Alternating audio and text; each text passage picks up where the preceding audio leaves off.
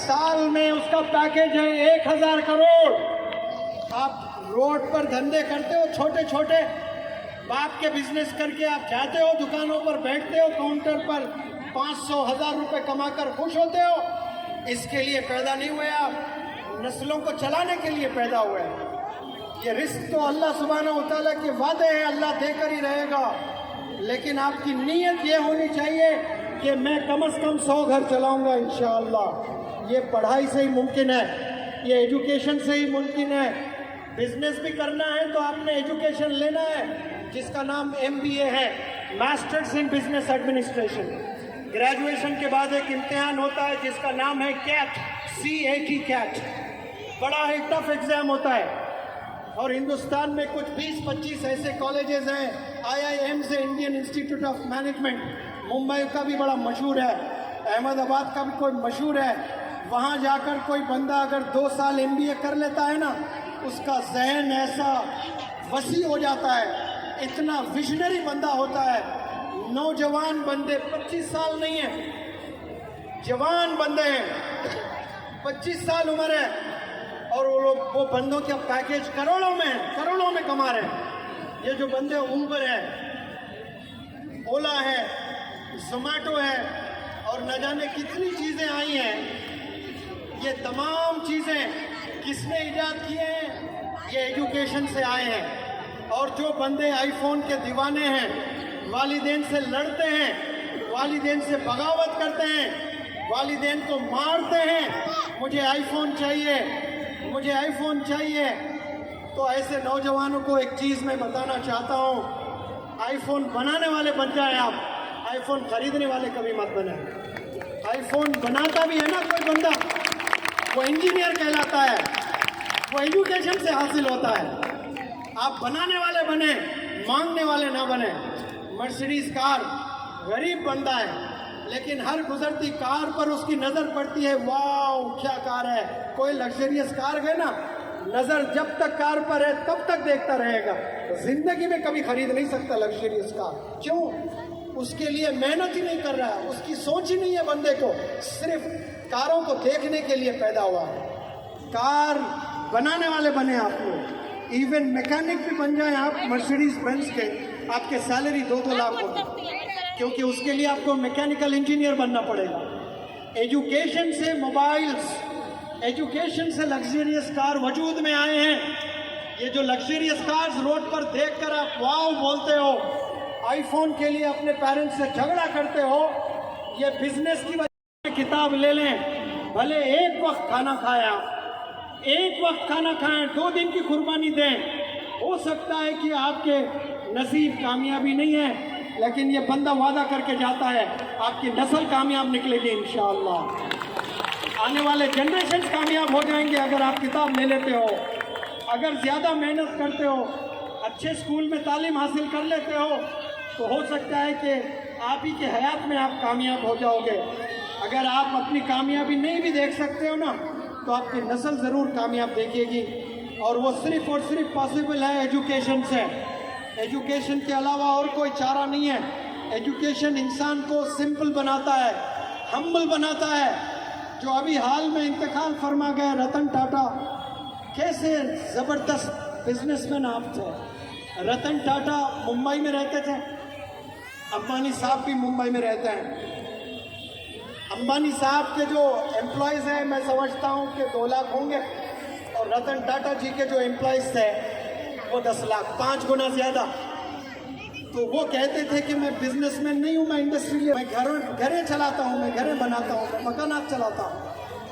वो बिजनेसमैन नहीं थे, उनसे कई घर चलते थे, कई चूल्हे आबाद थे, कई घर आबाद थे। लोगों का फ़ायदा हो। आप इस दुनिया में जी रहे हो, आपकी ज़ात से दूसरों को फ़ायदा पहुंचना चाहिए।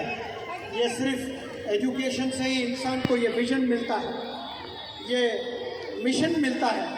तभी तो जाकर हैदराबाद का एक लड़का 500 करोड़ बना रहा है, चेन्नई का एक लड़का 1000 करोड़ बना रहा है, और मज़ीद कितने CEOs बने हुए इंडिया के टैलेंटेड बच्चे हैं। वो भी अगर चाहते तो वो सिगरेट नशे में जा सकते थे, लेकिन वो लोगों ने ठुकराया है, वो लोगों ने किताबों को पकड़ा है।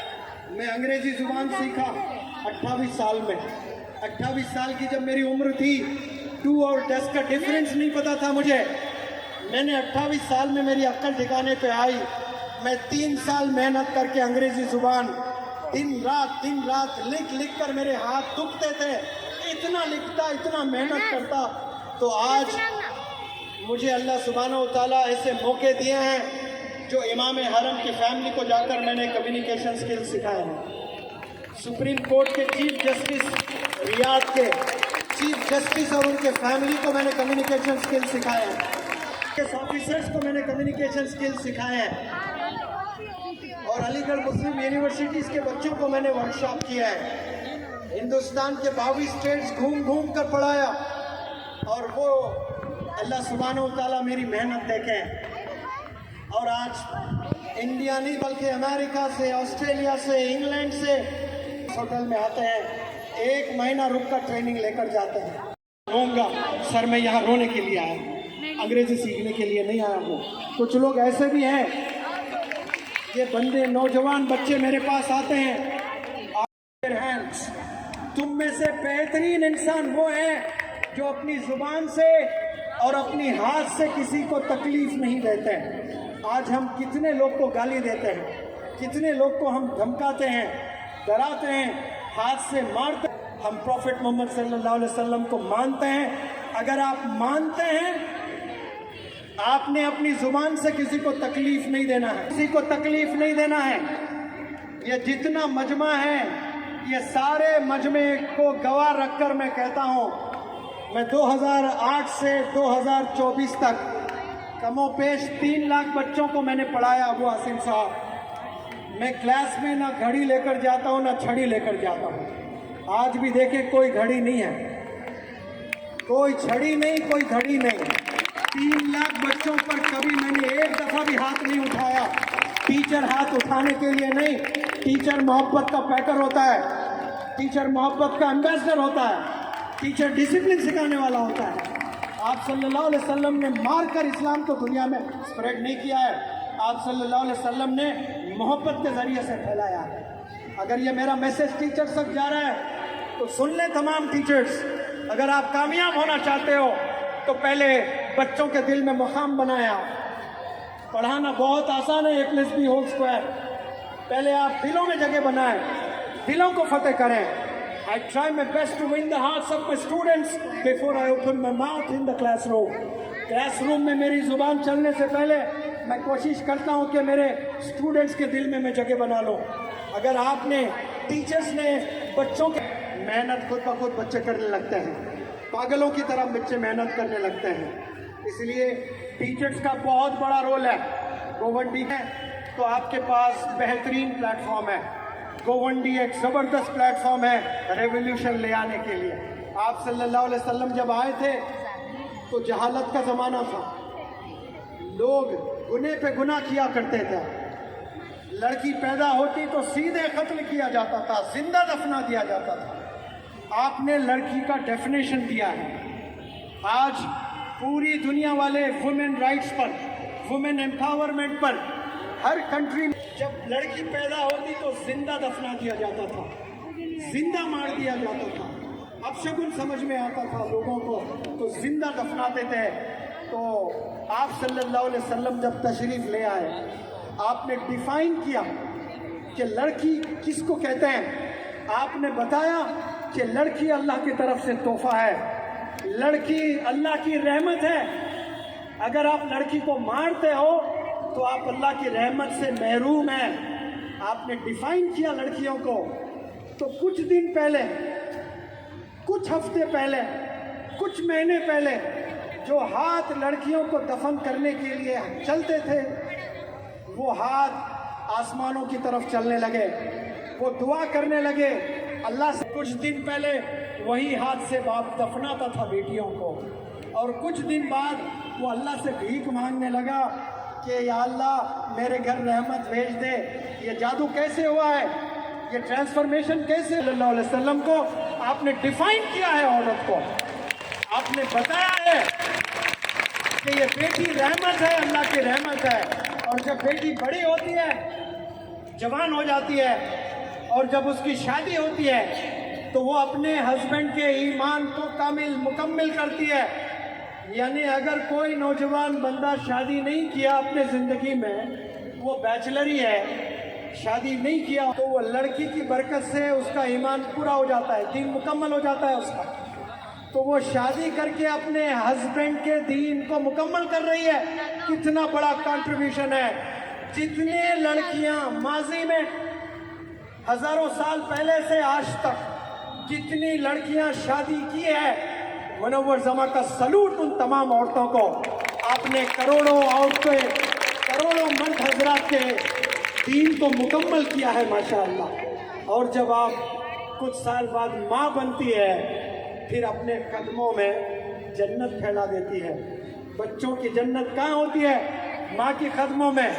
ये ऑक्सफोर्ड यूनिवर्सिटी ने नहीं बताया, किसी ने नहीं बताया है, ये हार्वर्ड यूनिवर्सिटी ने नहीं बताया है, ये आप सल्लल्लाहु अलैहि वसल्लम ने बताया माशाअल्लाह, कि बच्ची जब पैदा होती है तो रहमत बनकर आती है, शादी करती है तो उसके हस्बैंड के ईमान को मुकम्मल करती है, माँ बनती है तो माँ के कदमों में जन्नत होती है।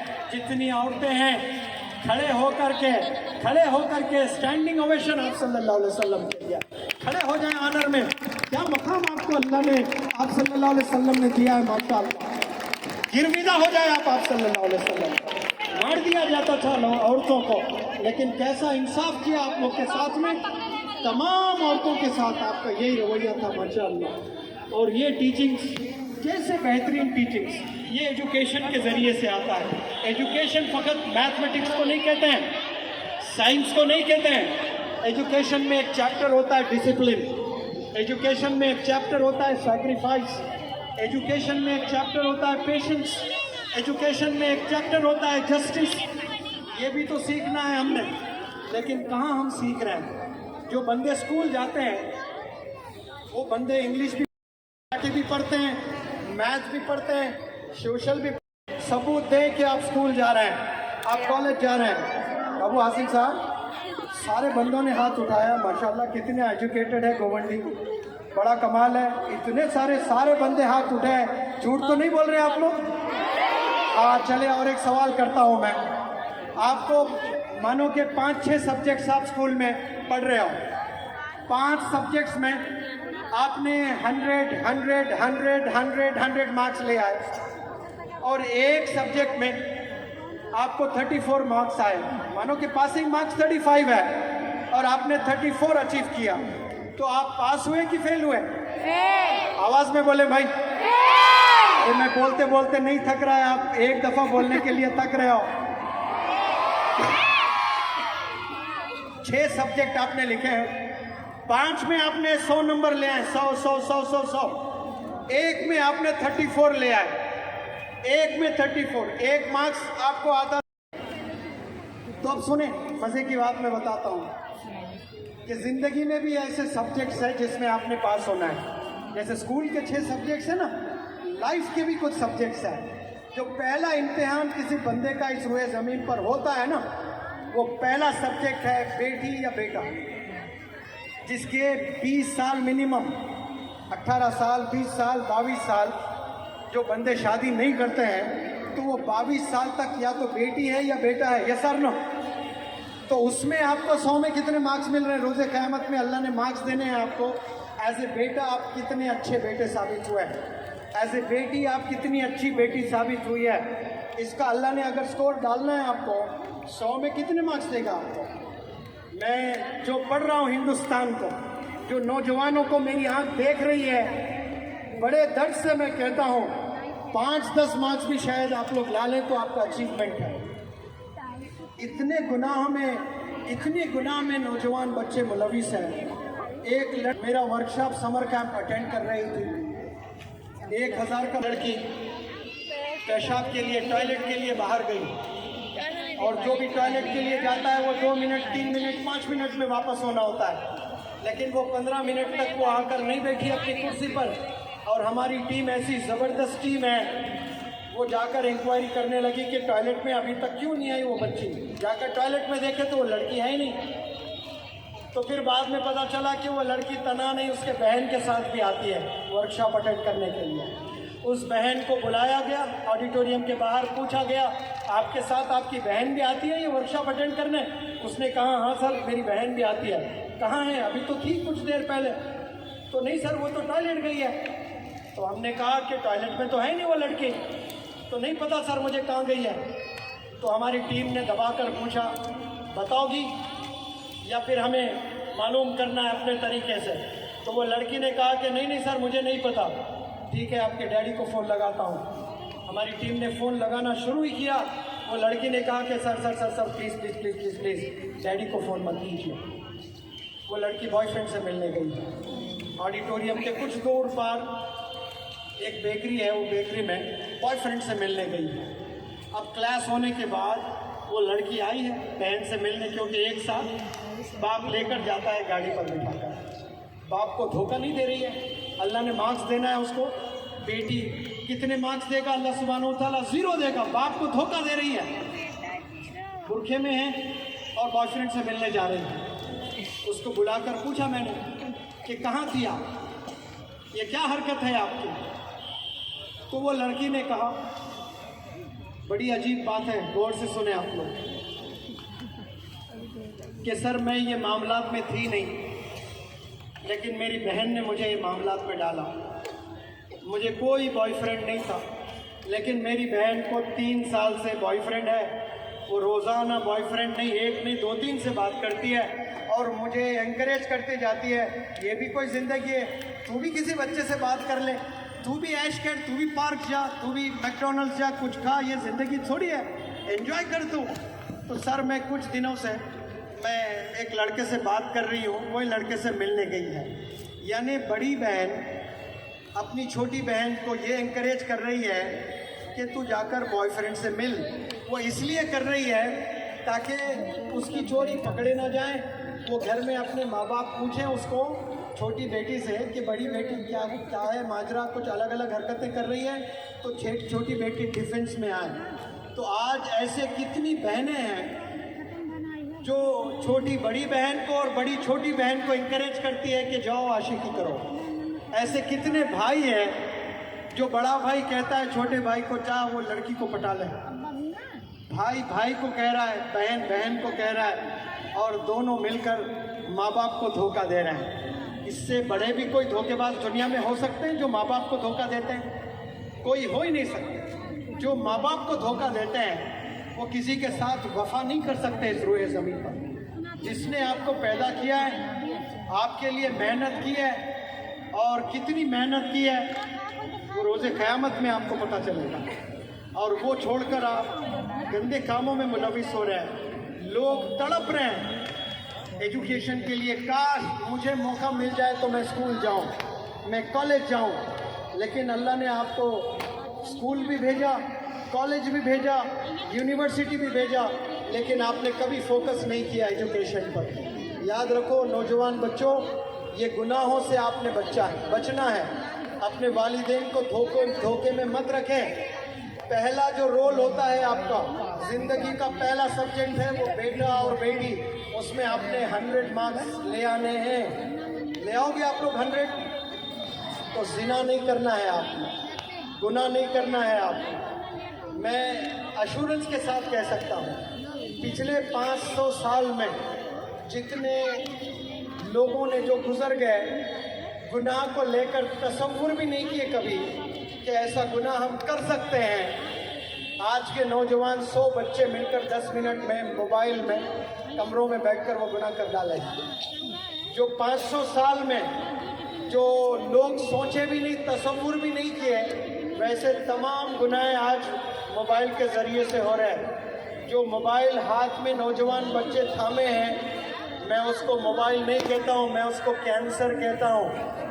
वालिदैन उनके हाथ में कैंसर की डिजीज़ को थामा है। ये लो बेटा अपने करियर को, बेटा आने वाली नस्लों को तबाह कर लें। और ये मोबाइल हाथों में थाम कर न जाने कितने नौजवान बच्चे आज डिस्ट्रैक्टेड हैं, पढ़ाई से दूर है। रिसर्च कहता है कि अगर कोई बंदा 3 घंटे से ज़ायद मोबाइल इस्तेमाल करता है, उसका स्क्रीन टाइम 3 घंटे है, तो फिर उसको बीमारी है, उस बीमारी का नाम है एडिक्शन। और जो बंदा एडिक्टेड हो जाता है फिर वो कहीं का नहीं रहता है, वो नस्लें खराब हो जाती है उसकी। 2 महीने पहले जो वर्कशॉप मेरा हैदराबाद में हुआ, एक 8th स्टैंडर्ड का बच्चा ट्रेनिंग लेने आया था कोई स्टेट से। वो स्टेट का नाम भी नहीं बताना चाहता हूँ मैं, उस स्टेट को बदनाम भी नहीं करना चाहता हूँ, क्योंकि हर स्टेट में अच्छे बुरे लोग होते हैं। उस बंदे के बाप ने बताया कि मेरा बेटा 8th स्टैंडर्ड में है और इसका स्क्रीन टाइम 17 घंटे है। कितने हैं? 17 घंटे रोज मोबाइल देखता है। एक नौजवान बच्चा आया, यतीम था, उसका बाप का इंतकाल हो गया था। 4-5 एकड़ ज़मीन थी, 4-5 एकड़ ज़मीन थी। वो ज़मीन बेचकर नशा करने लगा। दिन में 70 सिगरेट पिया करता था। हमने 1 महीने में उसको 7 सिगरेट पर लाकर छोड़ा। वो 7 को हम 0 भी कर सकते थे, लेकिन वो अकड़ के वहीं मर जाता था। कोई बंदे को एक साथ नहीं छोड़ सकते, पेपर करने के लिए कम कम करना होता है। तो 70 सिगरेट नौजवान बच्चे पी रहे हैं, 17 घंटे मोबाइल देख रहे हैं। जिंदगी तबाह कर लोगे, आंखों में कैंसर आ जाएगा। वालिदैन को चाहिए कि आप अपने बच्चों के साथ बैठे वो पढ़ते वक्त में। मेरे एक दादी का किस्सा सुनाता हूँ। बारिश होने दे, थोड़ा सा भीगे, जोश आएगा इंशाअल्लाह। मैं जब 10वीं जमात में था, 40 बच्चे पढ़ते थे मेरे क्लास में और मेरा रैंक आता था 25-25। मुझसे 24 बच्चे अच्छा पढ़ते थे और कभी 55%, कभी 60% आते थे मुझे, कभी 55, कभी 60% आते थे। मेरी दादी कभी स्कूल नहीं गई। ए के बाद बी नहीं मालूम था मेरी दादी को, बी के बाद सी होता है ये नहीं मालूम था मेरी दादी को, लेकिन बोर्ड एग्जाम मेरा था ये मालूम था।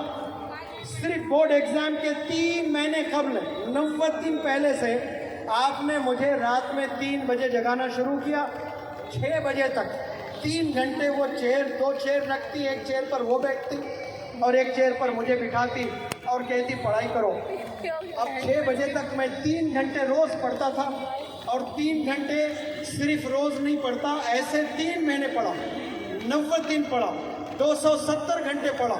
फिर और उसके बाद बोर्ड एग्जाम दिया तो मुझे 55% से 82% आया। उस ज़माने में 82% यानी 95 के बराबर है। और क्लास में मैं बेस्ट स्टूडेंट था। 25 नंबर से जाकर मेरा काम 3रे नंबर पर मैं। तो जब मैं रिपोर्ट कार्ड लेने स्कूल पहुंचा, जो टीचर्स ने मुझे पढ़ाया वो टीचर्स ने तंज किया मुझ पर। वो तंज क्या कहकर किया? तूने ज़रूर चीटिंग की होगी एग्जाम में, वरना तुझे 3rd रैंक कैसे आता है, हमेशा 25 आता तुझे। मेरी दादी ने, अबू आसिम साहब, वो काम किया जो मेरे पूरे स्कूल के टीचर्स नहीं कर पाए। और वो दादी जिनको ए के बाद बी नहीं पता था, आज बैठते हैं सारे औरतें पाकिस्तान की सीरियल्स देखते बैठे कि रमज़ान में मुझे यही ड्रेस लेना है। आप बताएं, मूवीज़ देखते हुए, इंस्टाग्राम देखते हुए माएँ बैठी हुई हैं। आज तमाम माँओं से, तमाम दादियों को मैं अपील करता हूँ कि मेरी दादी जैसा आप काम करें और एक मनोवर जमा आपके घर से भी निकलेगा इंशाअल्लाह। जितने दादियाँ हैं, एग्ज़ाम से सिर्फ 3 घंटे कबल, 3 घंटे पहले आपने मेहनत की है, 3 महीने तक, तो ऐसा रिजल्ट आया है। आपको पढ़ाई नहीं भी आती है तो आप अपने बच्चों के साथ बैठकर सिर्फ देखते रहिए उन्हें। जैसे वालिदैन को देखना भी इबादत है। हर गरीब हज नहीं कर सकता है, उम्रा नहीं जा सकता है, और जिनके पास पैसा है वो पैसा से उम्रा भी कर सकते हैं, लेकिन उम्रा कबूल हो रहा है कि नहीं हो रहा है कोई गारंटी नहीं है। हज कबूल हो रहा है नहीं हो रहा है कोई गारंटी नहीं है। लेकिन आपके घर में बाप है और वो कमरे में सोया पड़ा हुआ है, सो रहा है, और आप बाप को देखकर मुस्कुरा रहे हो, मकबूल हज का सवाब है और ये रोज पा सकते हो सवाब आप। जो लोग मशक्क़तें कर कर हज पर जाते हैं, कबूल होता है नहीं होता है कोई गारंटी नहीं है, लेकिन याद रख लें आपके घर में आपके वालिद है, सिर्फ मुस्कुरा कर देखें आप, इबादत है। इसको इबादत समझकर आप, मैं माँओं से इल्तिजा करता हूँ, क्लास में स्कूल से आने के बाद रोज़ाना 3 घंटे आप अपना मोबाइल ऑफ कर लें, लॉकर में डाल दें। मेरी दादी की तरह बस कुर्सी पे ऐसा बैठे रहें और देखते रहें, नज़र रखें बस इंशाअल्लाह आपके घरों से डॉक्टर APJ कलाम पैदा होगा, आपके घरों से इंशाअल्लाह मौलाना अबुल कलाम आज़ाद आएंगे, आपके घरों से फिर top business entrepreneurs Ratan Tata फिर से पैदा होना शुरू हो जाएंगे इंशाअल्लाह। ये वालिदैन का बड़ा किरदार होता है, वालिदैन बहुत बड़ा रोल अदा करते हैं।